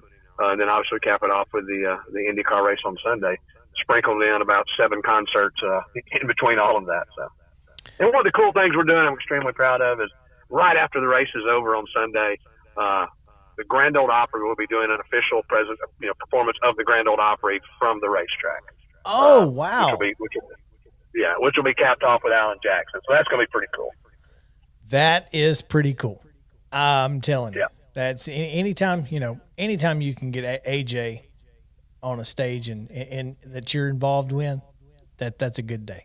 I'm just here to tell you. As long as he had a place to park his boat. It was tough negotiations, but that was. Well, I guess there's plenty of waterfront realty. So there you go. You're in good shape. Matt Cruz, CEO of the Music City GP. Follow the race. Big Machine. Music City GP. God, I keep forgetting that. You can follow them on Twitter at Music City GP. So check them out there. That's the latest news going on there. And go drive KVB. Korean Veterans Boulevard is it's definitely where you want to be right now. And go check out the the new the new fencing up along the bridge there. That's just wild to me as you look.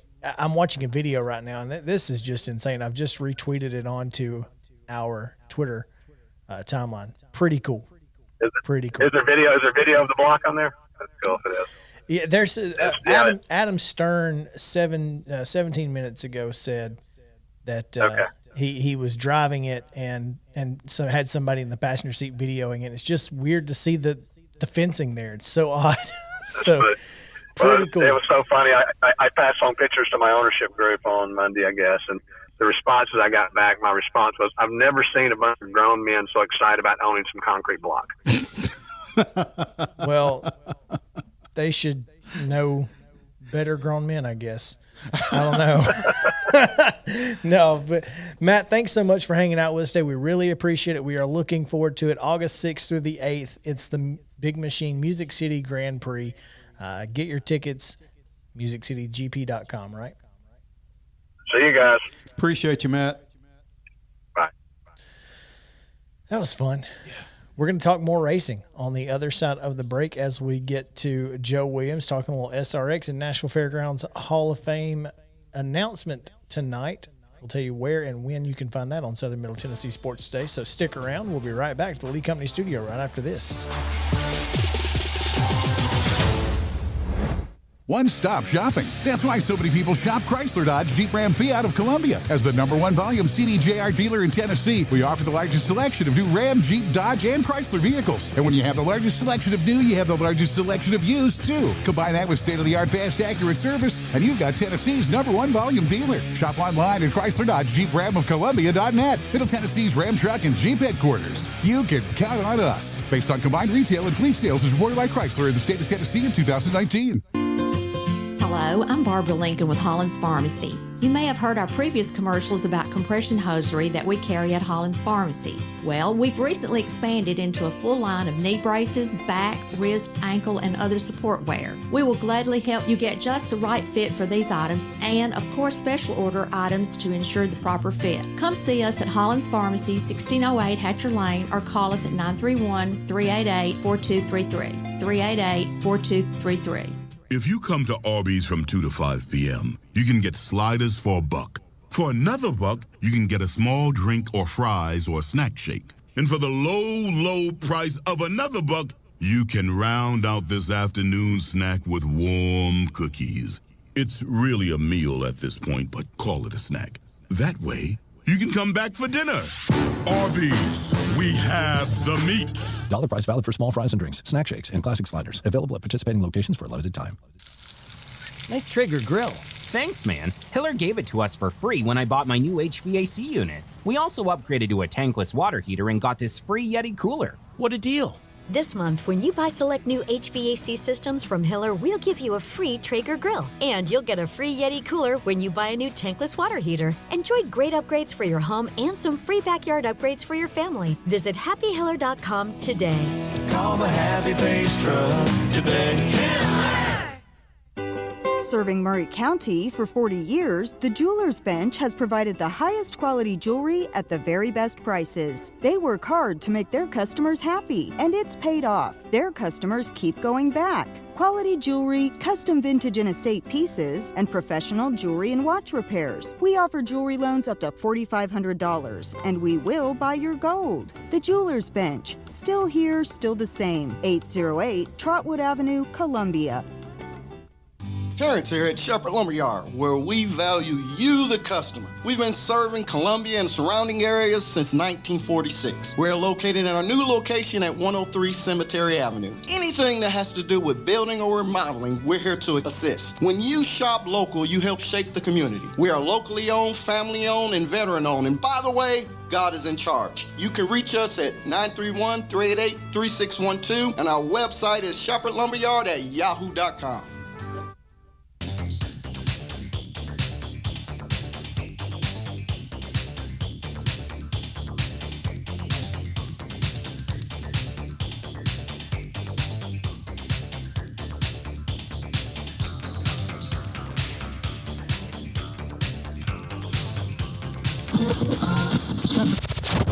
Welcome Welcome back to Southern Middle Tennessee Sports Today, the sports talk show you've always wanted.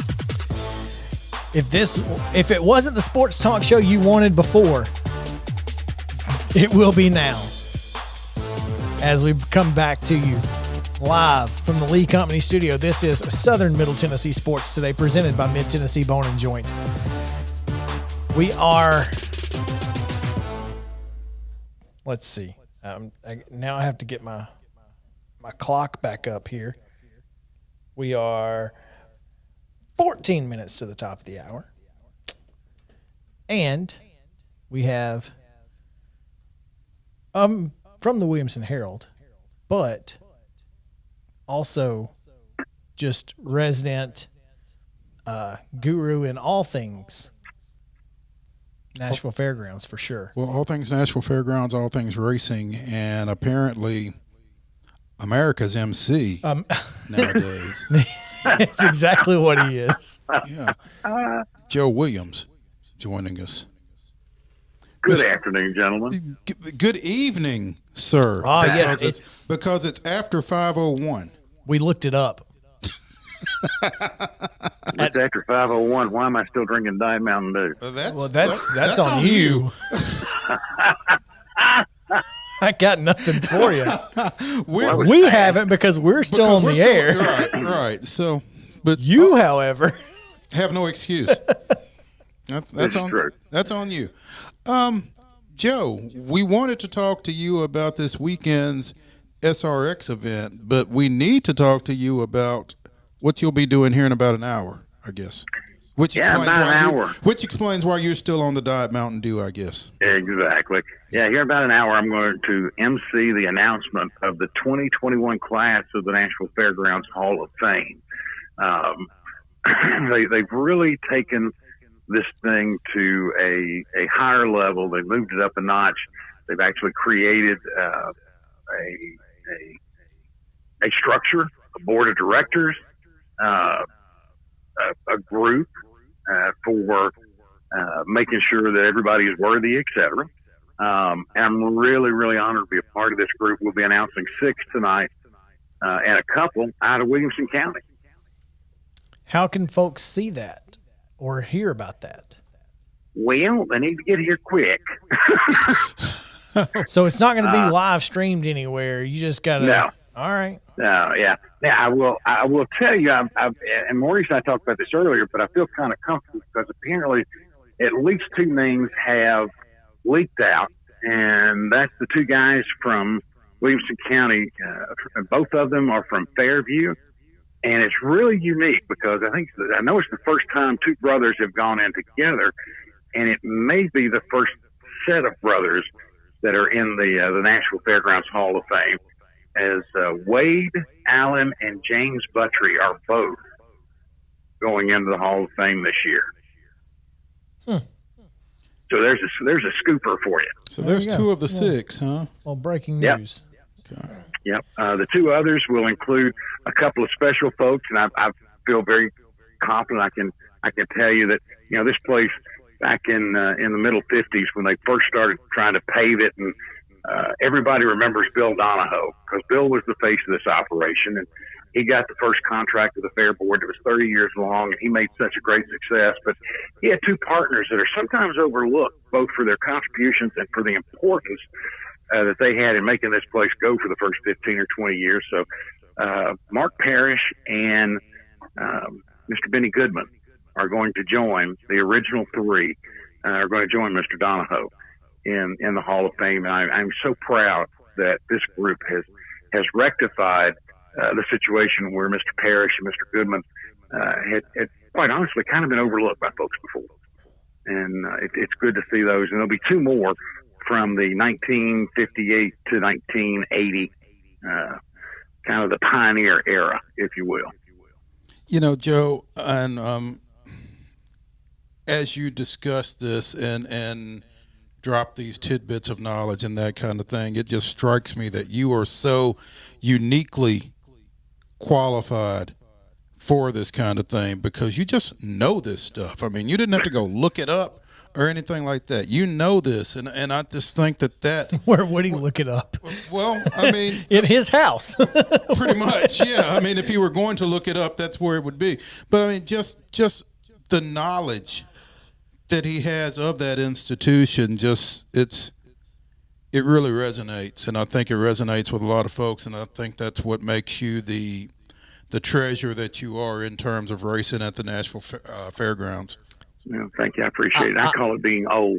Well, there are a lot of old people, but they don't all remember all this stuff either. So, well, okay. Thank you. I appreciate it. I also think that it just goes to show how poorly some people have handled certain situations, but that's neither here nor there. That is neither here nor there. Yeah, not for tonight. Let's talk. Let's talk a little SRX, because this driver lineup is just star-studded. Oh yeah, and you know when they first announced this last year, you knew it was going to be good because Ray Abraham's in the middle of it, and Ray, you know, as Mama used to say, that's a boy that don't do nothing halfway. That's true. Now, my grandfather would have put it another way, but we can't do that on the radio. No, let's not. So, you know, you knew it was going to be good. You had Tony Stewart involved, and it has been an outstanding series so far. This is it, 6 weeks, made for TV kind of thing. But the racing's been pretty good. And when you look at, you know, the folks who are here, you know, Bobby Labonte, Michael Waltrip, Elio Castroneves, the defending Indianapolis 500 champion, Tony Stewart, and then you add in a Bill Elliott and a couple of ads here. Tony, you've got Haley Deegan, who is really beginning to make herself a name as a very good racer, very marketable, which makes it even better. And they've also added the defending NASCAR Cup champion, Chase Elliott, who is Bill's son, to the lineup here. And I think that's one of the reasons that this may well wind up a sellout by tomorrow night. It's also a little bit disappointing. I mean, I'm awfully excited that they added Chase. I think it's great. He's raced here before. He's won here before. But one of the things that sold the SRX series early was the concept that they would take the best driver from each track and put them in the car and let them run against these guys.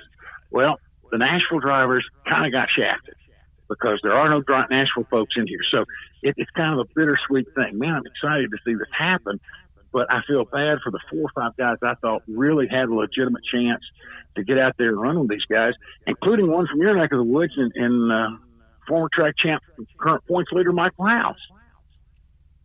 Yeah, you know, Michael House is one of those guys that, you know, every time we talk about Nashville, or even did he run the dirt track at Bristol?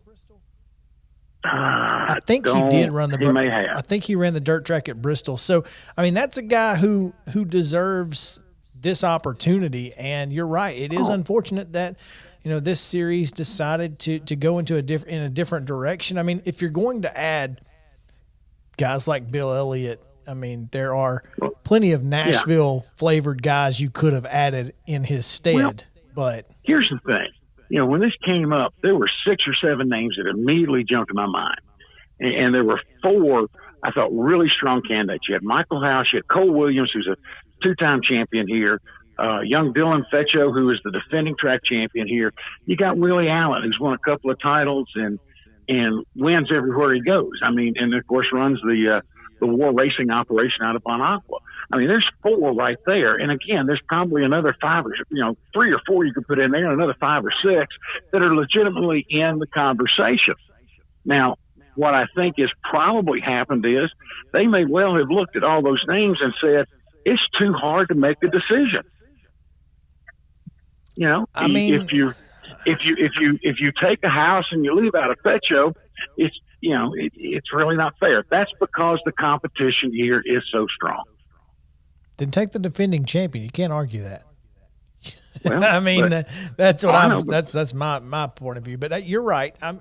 There are too many names that you could have thrown in there. You're right. I get it. What about Sterling? What if somebody had actually got to Stevie and said, "Come on, Stevie, let Darrell come play one more time." And that's what it would have taken, huh? Uh-huh.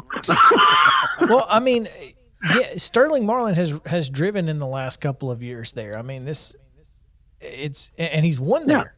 Heck, he won 3 years ago. Yeah, so 3 years ago he won one. That was my point, was if you were going to throw in guys like Bill Elliott, there were other names locally available that you could have thrown in there. But I'm pretty well convinced it was just too hard of a choice. And perfectly fine by that. Tony Stewart, a 3-2 favorite in this one. Even over the 2-1 favorite Chase, or 2-1 odds Chase Elliott. I'm going for the long shot, Willie T. Ribbs. That would be kind of neat. Willie's been here, I think, once or twice before. Tony's only raced here once. He raced here in what was in a Busch Series event in 90. I looked it up this morning, like 93, and he started 17th, finished 14th in a Joe Gibbs car. So, of course, he came here last year when they ran the World of Outlaws and put dirt down on the quarter mile and won the race. So, I mean, he's an actual winner. It's just on the quarter mile, not on the 5/8. Willie T is not probably too bad a pick if he can get the right car and choose it. Well, the cars are designed to all be identical. And, what was it that Orwell said? All cars are created equal, but some are more equal than others. That's right. I'm just saying he's a 10-1 odd. He's 10-1 on the odds. So, bet you $10 and hope. I throw $10 at that. Yeah. Let's go. Joe Williams with us here on Southern Middle Tennessee Sports today. Joe, thank you, man. No, man, I appreciate you guys having me down. Tonight, of course, starting at 7 o'clock, they've got a quarter-mile show. And then tomorrow they start with the Masters of the Pros. They're going to split that 150 race in half. They'll run 75 laps, I think about 5 o'clock before the 7 o'clock start of the SRX race. And when it's finished all at 9 o'clock, they'll run the next 75. So it's a full weekend, boys. By the way, one of the best races. That super late model race is always fun. Yes, this should be a good one. You got there were 45 cars, I think, that took practice times this afternoon. Field is limited, I think, to 30. I want to say 36. It may be 32. I did not read the entry blank that closely. Qualifying is going to be dangerous. It's going to be key. Of course, they'll have a last chance race, and anybody can make it in a last chance race if you're willing to use the old chrome horn. That's right. Just push them right out of the way. Exactly. Joe, thanks so much, man. We appreciate your time. Guys, thank you for having me. You guys have a great weekend, and thanks for everybody listening. No problem. Joe Williams on Southern Middle Tennessee Sports today. We got about a minute left. Just want to tell you that we appreciate you guys all hanging out with us here from 4 to 6 all week long. Next week, same bat time, same bat channel. WKOM 1017 FM from 4 to 6 following the George Plaster Show. So stick around after George. And if you're listening to us and then get here a little early, listen to George, Watson Brown, and Terry McCormick from Titan Insider. So, yeah, it's a lot of fun. Also, be sure and check out the website sm-tnsports.com over the weekend because you never know when news might break. And we know now. we got an idea. We got an idea when it's going to break. Andrew, thanks for hanging out with us today, man. Hey, always happy to be here with you guys. We'll come by Asgard sometime. So maybe in about 5 minutes. Who knows? Maybe. It is now evening time. So there you go. It's evening and it's the weekend, as you proclaimed. That's right. Yeah. We did. All right, guys. We're going to get out of here. 4 o'clock Monday. Be right back here. sm-tnsports.com if you missed it. Have a great day and stay cool, Columbia.